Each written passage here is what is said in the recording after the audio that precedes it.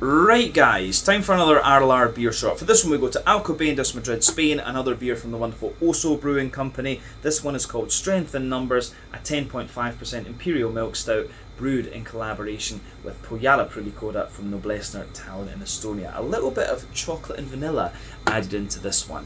So this beer pours a lovely dark ebony rosewood colour as you would expect, about a half finger of a frothy dark tan head when it poured, no visible carbonation in this one. It's just a big oily silky beast this, and I will say I can feel the booze with this one going to my head actually. Aroma wise you can tell straight away this one's got a bit of pastry stout character to it, about 25% pastry stout I would say. It's a very brown sugary leaning Imperial milk stout this one, but yeah, about 75% of this one I'd say is like old school Imperial milk stout. Flavour wise though, the backbone of this beer, it's like a caramelised caramel sponge cake edge, you know, that bit that gets stuck to the baking tray. A lot of the backbone of the beer is like that. There's a wee bit of woody character in there, a little bit of cracker. On top of that you've got your caramel sponge cake, the sort of chocolate sponge above that. There's maybe a wee bit of rye bready character in there as well. Within those layers you've got nutty notes, you've got the vanilla coming out. On top of that you get the kind of chocolatey layer, 60% cocoa chocolate further back, maybe 30-40% more milky cocoa chocolate further forward.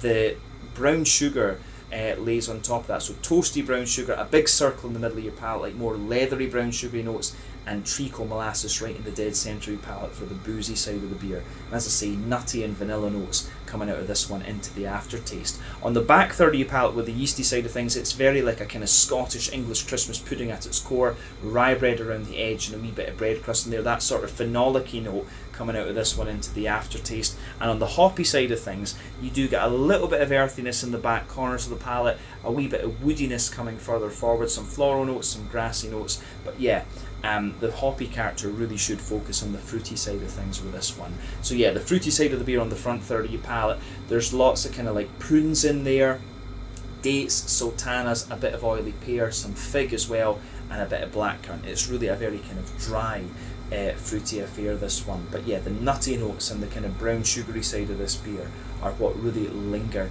into the aftertaste. Mouthfeel wise, it's kind of mid to top end of full bodied, smooth carbonation, very silky actually, very little IBU to the beer, a wee bit drier underneath, smoother in the middle, but lots of kind of oily silky sweetness in there on top. But a really interesting beer this one, quite a modern pastry stout kind of take on the Imperial milk stout. So yeah, Strength in Numbers from OSO Brewing Company, Alcobendas, Madrid, Spain, in collaboration with the wonderful Põhjala Pruulikoda from Tallinn, Estonia. Have a go at this one and see what you think. Salut and tervisex. Cheers.